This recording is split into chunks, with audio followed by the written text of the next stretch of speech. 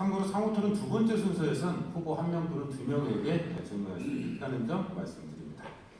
답변이 필요 이상으로 길어질 경우 지류권을 가진 후보가 상대 후보의 답변을 제한할 수 있습니다. 단 질문은 가급적 30초 이내에 끝내주시고요. 상대 후보에게도 답변할 기회를 반드시 주시기 바랍니다. 그렇지 않을 경우 사회자의 권한으로 제재할 수 있다는 점 역시 안내드립니다. 종료 15초 전에 경광등에 불이 한번 들어오고요. 시간이 모두 끝나면 경광등에 계속해서 불이 들어옵니다. 시간을 잘 확인해 주시고요. 이번에는 공통질문 답변 순서에 이어서 기호 3번 국민의당 김관영 후보, 기호 4번 정의당 조준호 후보, 기호 5번 무소속 한은경 후보, 기호 1번 새누리당 최용무 후보, 기호 2번 더불어민주당 김윤태 후보 순으로 진행하겠습니다. 그럼 먼저 기호 3번 국민의당 김관영 후보, 어느 후보를 지목하시겠습니까? 네, 더불어민주당의 김윤태 후보님께 질문드리도록 하겠습니다. 네, 한 분에게만 질문할 수 있습니다. 시간은 4분입니다. 시작하시죠. 예, 야권 분열에 대해서 말씀을 하시고 배신의 정치, 분열의 정치를 현 국회의원이 제가 했다라고 아까 언급을 하셨는데 저는 그렇게 생각을 하지 않기 때문에 몇 가지 질문을 드리도록 하겠습니다. 작년 11월, 12월에 문재인 대표가 당대표를 할 때의 상황을 김윤태 교수님께서도 당시 후보로 김윤태 교수님께서 잘 아실 텐데 당시에 그런 11월, 12월에 야권 대단히 치열한 분열 상황, 그 상황에서도 총선 대선이 과연 우리 야권이 승리를 가져올 수 있었다라고 당시 생각하고 있었는지 먼저 답을 좀 해주시기 바랍니다. 네, 저는 짧게 국민의 여론은 정권 교체라고 생각합니다. 그런데 당시에 야당 내에서 어떤 계파의 갈등이 있거나 또는 의견의 차이가 있다고 해서 저는 당을 뛰쳐나가면 어떠한 명분으로도 정당화할 수 없다고 봅니다. 네, 알겠습니다. 정당이 내에서 다양한 의견이 있는 건 존중돼야지만 서로 치열한 토론과 논쟁을 통해서 당의 이념과 가치를 끝까지 지켰어야 옳다고 생각합니다. 그렇다면 그동안 야당, 소위 야당의 주요 지지 세력은 호남이라는 것을 인정하십니까? 우리 야당의 지지 세력은 호남뿐 아니라 우리 영남의 민주화 세력과 수도권의 개혁 세력이 함께 힘을 모아야 한다고 생각합니다. 주요 지지 세력이라고 저희 여쭤봤습니다. 어떻습니까? 호남이 오랫동안 민주화 운동에 주도적인 역할을 해왔던 건 사실입니다. 예, 그러면 그동안 야권에서 호남에서 지지하지 않는 야권의 대선 후보가 있었던 적이 있었는가요? 저는 단만 그것에 대해서 노무현 대통령, 김대중 대통령, 호남 우리 유권자들의 현명한 선택이 없었으면 불가능했을 거라고 봅니다. 그러나 그러시죠? 더 많은 충청도, 수도권, 영남의 국민들과 함께 손을 잡지 않았다면 동시에 정권 교체는 이루어지지 않았을 것입니다. 그 말씀은 맞는 말씀입니다. 그러나 야권의 지지 세력의 가장 핵심은 호남이라는 것은 아마 김윤태 후보님께서 인정하실 건데요. 저는 그 이후에 국민의당이 출범하지 않았었더라도 지금 더불어민주당이 이렇게 절실한 마음으로 개혁해낼 수 있었겠는가. 김종인 대표가 취임한 이후에 많은 개혁이 있다라고 사실 어느 정도 평가를 받고 있고 저도 평가를 합니다. 그러나 그 개혁의 촉매제가 된 것이 국민의당 출연, 외부에서의 충격이었다라는 그런 평가에 대해서는 어떻게 평가하시겠습니까? 더불어민주당이 개혁이 성공적이었다고 평가해 주셔서 감사합니다. 그러나 탈당을 했기 때문에 그 개혁이 잘 이루어졌다는 평가는 저는 동의할 수 없고요. 문제는 오히려 호남이 분열돼서 호남 자민련을 만들려는 국민의당 실험은 저는 철저하게 실패했다고 생각합니다.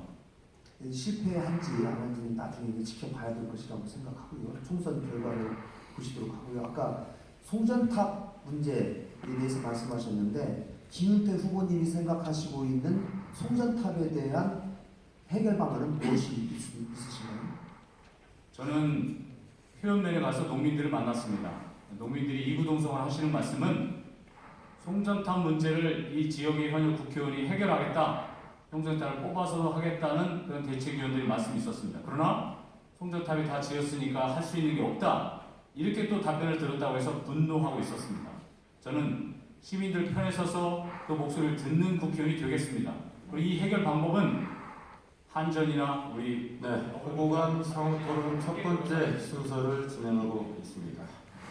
다음은 기호 4번 정의당 조준호 후보 순서인데요. 조준호 후보 어느 후보를 지목하겠습니까? 김관영 후보께 말씀드리겠습니다. 네, 시작하시죠. 네, 김관영 후보는 지난 4년 동안 국회의원을 하셨습니다.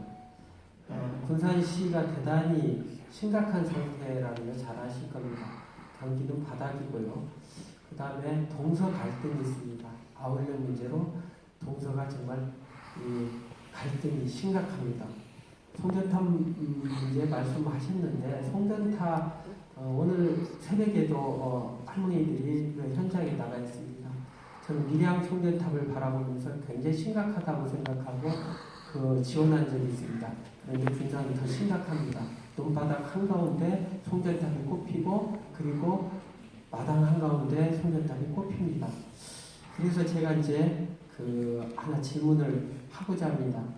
정말로 전력이 부족해서 이 송전탑을 진행한다고 아시는 겁니까?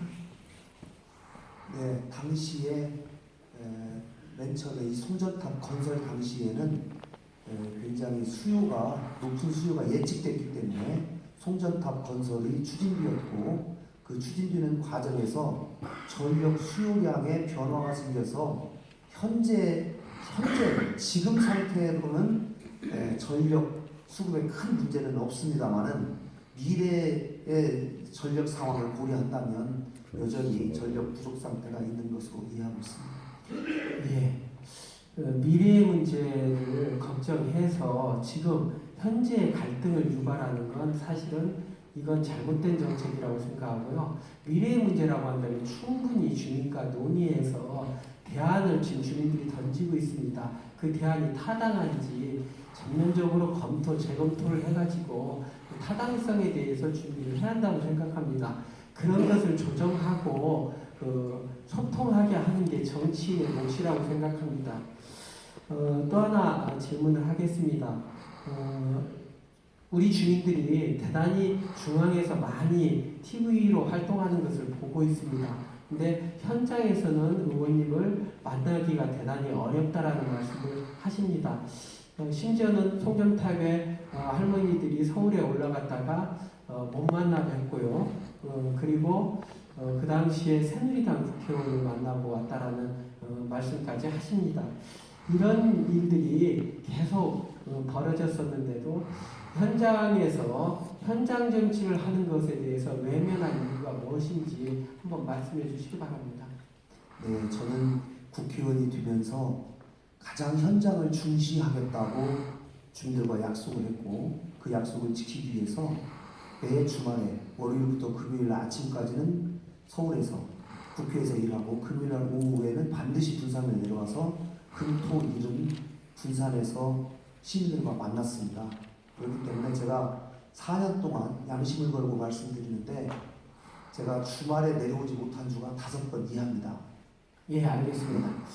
그리고 지금 이제 롯데를 아울렛이 들어오게 되면 군산에 지금 상인들이 47% 정도의 매출 감소가 있습니다. 그거에 대한 대책을 고민하시고 어떤 사업을 추진해야 하는데 그거에 대한 고민들이 충분하지 않다고 생각하고요. 그 다음에 또 하나 군산에 지금 바닥이 썩고 있습니다. 하수방도 BTL이 사업이 대단히 심각한 문제가 되어 있습니다. 그런 거에 대한 그 소통과 조정과 전수조사를 하게 하는 것도 사실은 여기에서 하지 않으면 군산시가 하지 않으면 국회의원으로서 할 수 있다고 생각하는데 그걸 하지 않은 것에 대해서 네. 질문. 저는 후보께서도 좀 답변할 수 있는 시간을 고려해서 질문을 해주시기를 당부드리고요.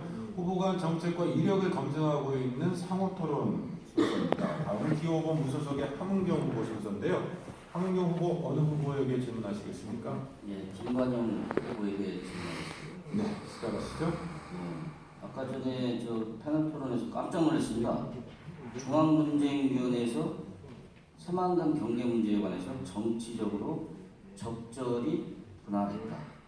말씀하신 거 맞죠? 적절이라는 말씀을 제가 썼는지는 기억이 나지 않는데요. 그 결정 자체가 적절했다는 말이 아니고 예. 아까 그 정치적으로 사람들이 제 얘기는 정치적으로 제가 멈추게 할 수 있죠. 네, 예. 예, 적절이라는 말은 지류권을 가진 네. 후보의 정치적으로 음. 해석해서 자, 결정했다라는 그럼 빼겠습니다. 예, 정치적으로 분할했다. 예, 그러면 이 말은 다시 말하면 그런 결정을 중앙문제조정위원회가 정치적으로 결정했다는 얘기인데 정치적인 힘이 없다는 걸 인정하시는 겁니까? 그런 건 아니고요. 이제 각각의 정치적인 논리와 노력을 양측이 다 했던 것이죠. 그러나 아마도 제가 생각할 때는 중앙문제조정위 입장에서는 새만금 방조제가 3, 4호 방조제가 이미 군산으로 분할 결정이 되어 있기 때문에 3개 시군 간의 갈등을 그나마 조금 낫게 하려면은 질문하겠습니다. 1호는 예, 부안, 알겠습니다. 2호는 김제, 3, 4호는 군산 이렇게 하는 것이 자기들 예, 입장에서 정치적 그렇습니까요? 부담이 좀 적지 않았을까라는 그런 결정을 했다라는 취지의 말씀을 드린 겁니다. 이게 최규성 국회의원, 김재 국회의원의 의정 보고서입니다. 뭐라고 되어 있냐면 새만금 2호 방조제가 군산시 김제시 관할구에 결정되는데 새만금 고속도로가 결정적인 역할을 했습니다. 이렇게 되어 있어요. 근데 여기에 관해서 우리 김관영 후보님은 자신의 의정 보고서에 뭘 써놨냐면은 새만금 관련해가지고 본인이 한 일이 새만금 전중앙 고속도로 실시 설계 마무리되고 이런 등등을 해놨습니다. 자, 이 정치적인 의미라는 게 파워 문제가 아니고 자신이 어떤 논리를 가지고 이것을 대응하는가 하는 문제인데요. 자, 김재 국회의원은 이 문제를 정치적으로 분할했건 어쨌든 자기의 정치적인 능력을 가지고 이 문제를 접근을 했습니다. 근데 우리 김관영 후보님은 이 문제를 어떻게 접근한 건지 그거 하나고요. 두 번째로 KCN 방송 토론인가요? 거기서는 이 문제를 법리 문제라고 했습니다. 그러면 변호사이신 분이 법리 문제로서 대응했을 때 지금 모든 걸 헌법재판소나 대법원에 넘기고 계시는데 그럼 법리적으로 승리할 수 있는 방법은 뭐가 있습니까? 네, 제가 답변 드리겠습니다. 아마 중앙분쟁조정위원회의 결정이 나면 김제에 있는 국회의원은 당연히 김제에 유리한 결정이 났기 때문에 자기에게 유리하게 해석하고 또 자기를 홍보하는데 그런 결과를 활용했을 것이라고 하는 것은 누구나 짐작하실 수 있는 것이죠. 다만 새만금 고속도로 전주 새만금 간 고속도로가 실제로 새만금 개발에 상당한 도움이 되고 또 꼭 필요한 인프라이기 때문에 저는 그 고속도로가 하루빨리 건설될 수 있도록 노력해왔고 그 고속도로가 빨리 건설되어야지만이 새만금 개발에 속도가 나기 때문에 그 고속도로 개발에 제가 예산을 많이 확보했다라고 하는 것을 저는 제 입장 홍보를 드린 것이고요. 다만 중앙분쟁조정위원회에 결정을 할 때 새만금 고속도로를 통해서 양쪽이 분할되는 그런 결과가 나기 때문에 분할되는 쪽을 김제 쪽으로 했다라고 아마 그런 결정문의 이유에 일부가 있습니다. 그렇기 때문에 그것을 아마 최규성 의원님께서 활용하신 것 같고요. 이 법리 문제는 이 문제는 어쨌든지 간에 대법원과 헌법재판소의 계류 중이기 때문에 이 문제를 가장 잘 그래도 지금 상황에서 해결내고 대처를 잘할 수 있는 사람은 저는 법률을 제대로 아는 법리 전문가가 필요하다고 생각합니다. 이길 수 있는 방법. 알겠습니다. 이길 수 있는 방법에 대한 질문을 좀 하셨는데요. 다음 상호 토론 시간에서 다시 한번 좀 기회가 된다면 들어보도록 하겠고요. 다음은 기호 1번 새누리당 최영목 후보 순서인데요. 최영목 후보 어느 후보에게 질문하시겠습니까? 네, 김관영 후보에 묻겠습니다. 네, 주어진 시간은 4분입니다. 시작하시죠. 지금 군산 경제에 지대한 영향을 미치고 있는 한국 GM이 왜 어려웠다고 생각하시는지 후보께서는요? 네, 한국 GM에서 생산하는 자동차가 대단히 생산량이 격감되었습니다. 과거 가장 많이 생산될 때 약 23만 대 정도 생산되다가 지금 현재 작년에는 약 7만 대 정도 생산량이 급감하였기 때문에 이렇게 되었는데요. 이것은 아마 수출이 가장 큰 영향을 주었다고 생각합니다. 그래서요? 지금 급감하게 된 이유를 지금 김관영 후보께서는 수출이 부진하다고 얘기를 하고 있는데 제가 그 대우에서 확인한 바에 의하면 지금 이 본사가 인천 부평에 있습니다. 군산은 이제 군산에 있고 창원에 있는 것은 소형차를 만들기 때문에 그 여기 부평하고 군산하고 라인이 틀리기 때문에 관계가 없습니다. 그런데 그 부평에는 인천에 소재하고 있기 때문에 국회의원이 뭐 우리보다 한 5, 6배 정도 더 있기 때문에 여당과 야당이 있어요. 그래서 제가 확인한 바로는 군산에 차종이 단종이 되면 반드시 새 차가 대체가 돼야 되는데 새 차를 만들면 부평에서 뺏어가는 겁니다. 국회수가 갔다 보니까 이런 뺏기는 일을 우리 이 지역에 있는 국회의원이 과연 군산을 한 번에 가보셨는지요? 예, 본사 방문한 적 있습니다. 무슨 대화를 나누셨나요? 당연히 우리 군산에 자동차 물량을 많이 배정해달라고 가서 얘기했습니다. 근데 그런 소식을 저희들은 뭐 군산하지만 한 번도 뉴스를 통해서 김광현 후보께서 그런 발언을 들어본 적이 없어요. 그렇다면 지금 김광현 후보께서는 방문한 것은 뭐 차 한잔 마시러 간 정도지 그 사람들을 혼내주러 간 건 아니지 않습니까? 글쎄 뭐 혼내주 아니죠. 이건 우리 군산시의 경제 존폐가 달려있는 겁니다. 이번에 만약에 새 차가 안 내려오게 되면 군산 대우는 문을 닫아야 됩니다. 그건 제가 개인적인 발언이 아니고 군산 한국 GM의 의견입니다. 그래서 제가 반드시 이것을 김광현 후보에 묻는 것은 그만큼 우리 경제를 소홀히 하고 본인이 정말로 초선으로서 입지가 높은 건 인정합니다. 국회의원으로서 뭐 여러 가지 직급이 높은 것은 그렇지만 현실은 경제가 중요합니다. 근데 지금 우리 김광현 후보 수출이 부재하다 이런 막연한 발언은 안 된다고 생각합니다. 이제 신차 단종에 대해서 말씀하셨는데요. 지금 신차 과거에 생산되던 차종이 단종되고 새로운 신차 물량이 배정돼야 되기 때문에 지금 신차를 생산하기 위한 라인을 지금 까는 작업을 이미 하고 있습니다. 그래서 올해 안에 제가 듣기로는 올해 안에 반드시 신차 생산을 위한 라인이 깔리기 때문에 그 부분은 상당 부분 해소될 것이라고 다음 질문 하겠습니다. 네. 김광현 후보께서 새만금 개발청을 조속히 이전한다는 공약을 내세웠습니다. 지금 새만금 개발청은 해종으로 간 것이 김광현 후보 임기 내에 갔습니다. 그건 아시죠? 네, 알고 있습니다. 예. 제가 그러면- 경위를 조금만 설명을 드리죠. 아니, 잠깐 했습니다. 제가 질문하는 거니까요. 그러면 저희들이 상식적으로 생각할 때 우리 시민들이 새만금 개발청이 당연히 새만금 현장에 있어야 되는데 그것이 어떻게 세종에 가 있다는 자체가 문제가 있는 거예요. 그만큼 우리 지역구 국회의원들이 소홀하게 나고 그렇기 때문에 우리 경제가 이렇게 군산이 이 모양이라고 생각합니다. 그러면 내려올 때 그때 본인이 그 행정부에 가서 새만금 판듯이 새만금으로 와야 되지. 특별한 시간을 그래서- 주십시오. 예, 제가 새만금 특별법을 개정해서 새만금 개발청을 신설을 하게 되었는데요. 새만금 개발청은 바로 신설이 돼야 되고 만약에 군산에다가 건물을 짓게 되면 또 시간이 걸리기 때문에 일을 곧바로 시작하기 위해서 또 다른 행정부처와의 협조가 필요합니다. 초반에는. 그렇기 때문에 그 점을 고려해서 세종시에 설치한 것이고 이 부분은 군산으로 이전하도록 예정되어 있다는 말씀을 드리겠습니다. 네, 마지막으로 기호위원 더불어민주당 김용태 후보에게 질의권 드리겠습니다. 어느 후보에게 질문하시겠습니까? 네, 김광현 후보에게 질문을 드리겠습니다. 주어진 시간 역시 4분입니다. 시작하시죠. 네, 저는 이번 20대 국회의원 선거는 탈당으로 야권을 분열시킨 지역 국회의원에 대한 평가를 해야 되고 또한 새만금으로 빼앗긴 땅이 된 이런 무능한 지역 국회의원에 대한 평가가 저는 필요한다고 봅니다. 먼저 제가 질문 드릴 거는 과연 탈당을 해서 우리 호남을 둘로 분열시켰어요. 제2의 호남 자민련이라는 그런 예상하는 순간에 수도권에서 국민의당이 과연 몇 석을 얻을 수 있을까요?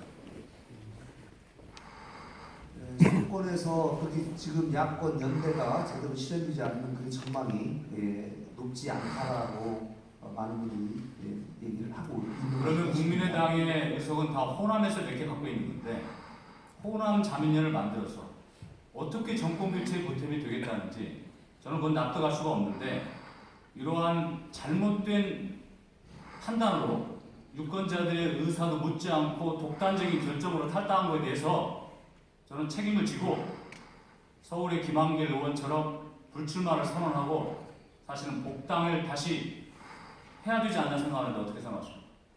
네, 김윤태 후보의 독자적인 생각이 그렇게 생각하실 줄은 모르겠습니다만 저는 아직 군산에 할 일이 많기 때문에 또 유권자들에게 어떠한 방식으로 물어봐서 이것을 해야 되는지 잘 모르겠습니다. 사실 제가 잘 모르겠다면 이걸 1월 생각해 주시고요. 자, 1월 다음 질문 드리겠습니다.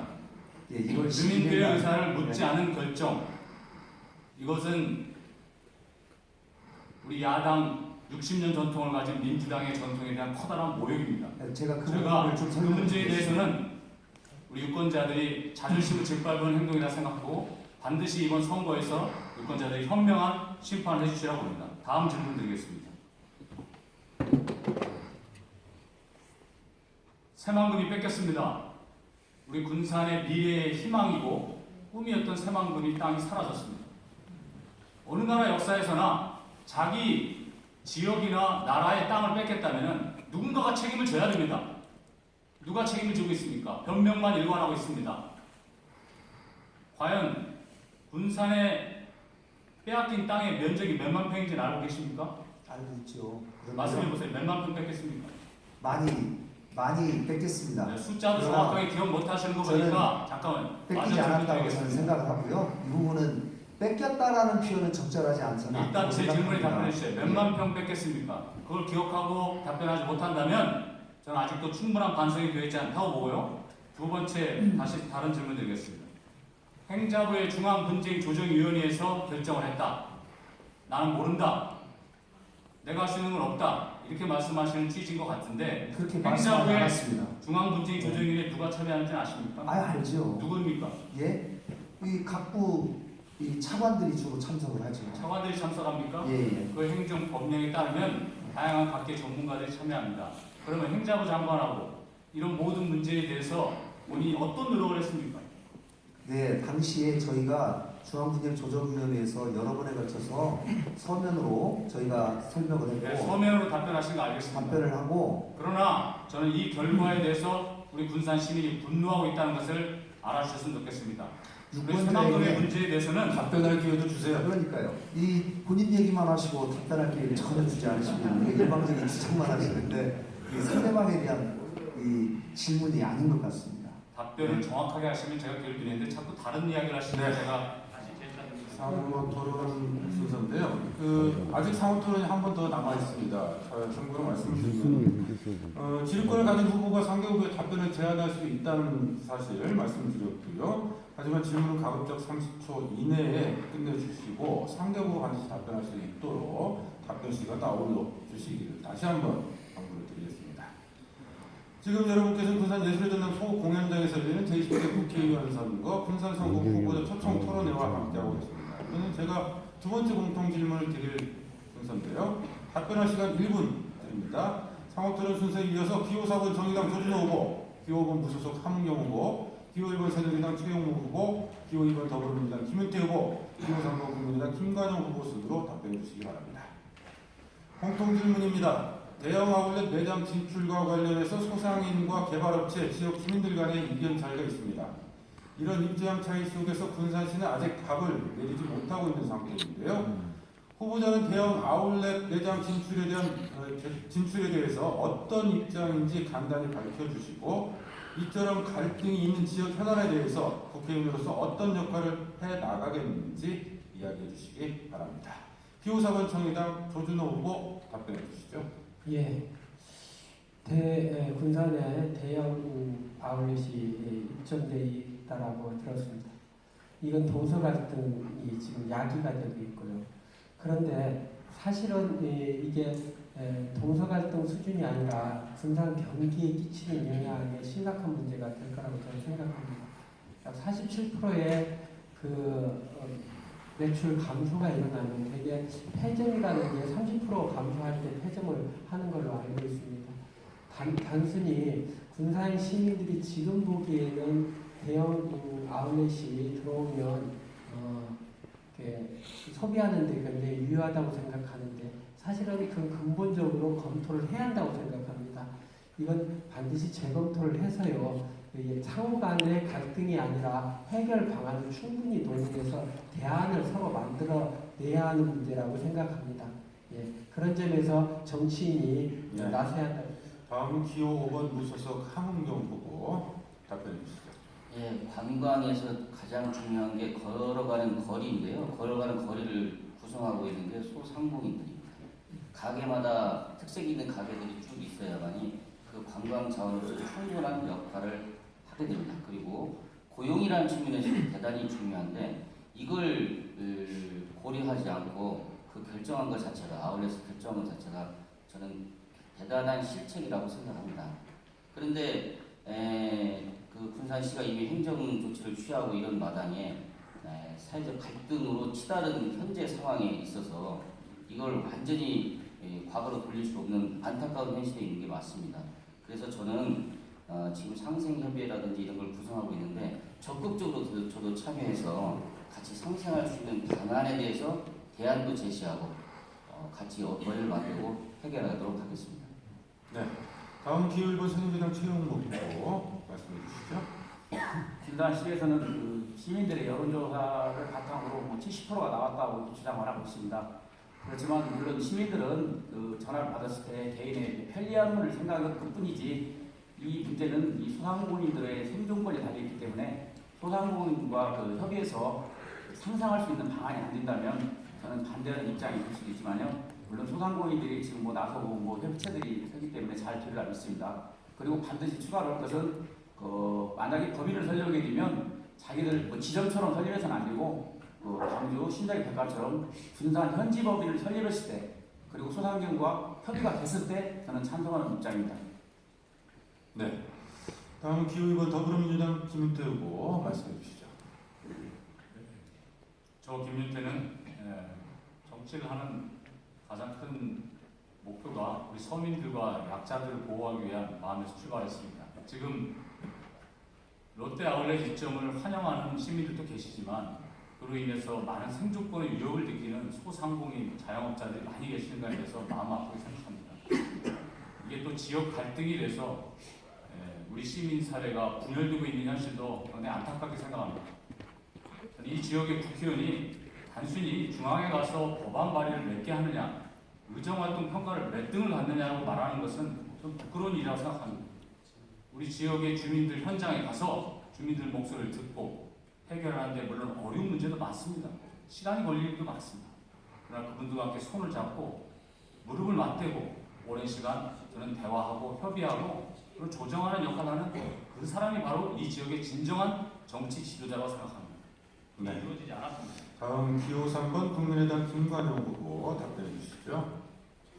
네, 아울렛 상황을 놓고 군산시가 찬성하는 측, 반대하는 측이 나뉘어져 있는 것도 사실입니다. 저는 그동안 오랫동안 반대 대책위원회에 있는 우리 위원들과 수차례 연담을 하고 그분들의 입장을 전달받았습니다. 충분히 양쪽이 상생할 수 있는 방안이 무엇인지에 대해서 고민하고 노력해왔습니다. 마치 제가 손 놓고 있었다는 듯이 여러분들이 말씀하시는 것은 전혀 사실과 다르고요. 대책위에 계신 분들도 그 점을 인정하실 것입니다. 군산시에서 여러 행정 절차를 거쳐서 최근 상권 영향 평가 분석이 나왔습니다. 매출이 상당히 하락하는 것으로 나와서 저도 걱정이 큽니다. 이분들과 충분히 의논해서 이분들이 생존권에 위협받지 않도록 하는 방법에 대해서 더 깊이 논의하고 같이 머리를 맞대도록 하겠습니다. 네, 대형 아울렛 매장 진출에 대한 후보들의 입장, 의견을 들어봤습니다.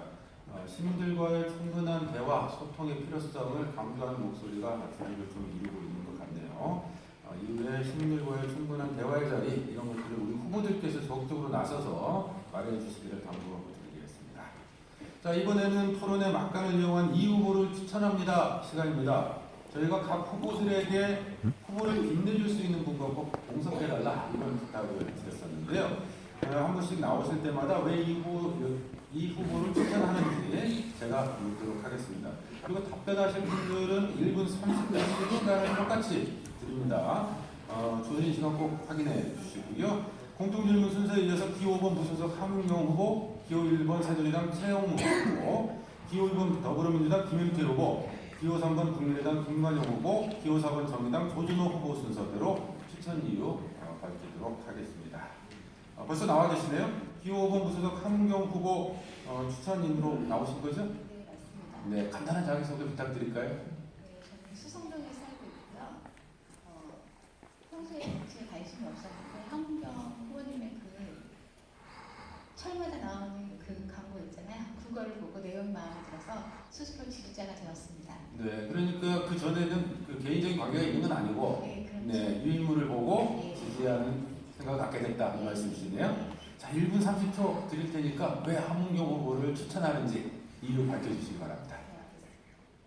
안녕하세요. 저는 수성동에서 유치원, 초등학교, 중학교에 다니는 세 아이를 키우고 있는 평범한 주부입니다. 정치에 대해 잘 몰랐던 제가 이 자리에서 함은경 후보를 지지한다고 하니 주위에서 왜 갑자기 정치에 관심 있는 사람이 되었니 하더라고요. 그래서 저는 그랬어요. 내가 가장 고민인 걸 해결해준대. 군산은 교육 낙후 지역이라는 분명히가 항상 따라다니는 곳이잖아요. 우리 아이를 군산에서 계속 키워야 하나 하는 고민. 군산에서 교육받고 커가는 아이한테 미안하고 안쓰러울 때가 많았습니다. 지금부터 대학, 직장 걱정까지 해야 하고 내 아이가 3호 세대보다 더 많은 것을 포기하고 살아가는 세대가 된 건 아닐까 그런 여러 가지 걱정을 하면서 살다가 어느 날 함경 후보의 홍보물을 받고 학부모 지원센터, 작은 도서관, 아이들 진로 적성 찾기 등 800이나 되는 이야기를 꼼꼼히 다 읽어보면서 이렇게만 된다면 함경 후보가 국회의원이 된다면 정말 좋겠다는 생각이 들었어요. 그리고 새만금의 주역은 군산의 자녀들이어야 한다. 군산의 미래는 창의적인 군산의 아이들이 만든다라는 말도 너무 좋았고요. 그래서 저는 함경 후보의 교육 공약을 지지합니다. 함경 후보님이 반드시 국회에 가시면 잊지 마시고 오늘 내놓은 공약 반드시 실현시켜주세요. 저희 기중한 한 표는 함경 후보를 믿고 선택하겠습니다. 감사합니다. 네, 이번에는 토론의 막간을 이용한 이 후보를 추천합니다 시간 진행하고 있는데요. 이번에는 기호 1번 새누리당 최용무 후보 추천인 만나보겠습니다. 안녕하십니까? 네, 먼저 간단한 자기소개 해주시겠어요? 저는 새누리당 기호 1번 최용무 후보를 사랑하고 지지하는 조경창입니다. 군산 네. 시내를 돌다 보면은 건물 일격에 임대라는 글씨가 붙어있는 것을 자주 접하게 됩니다.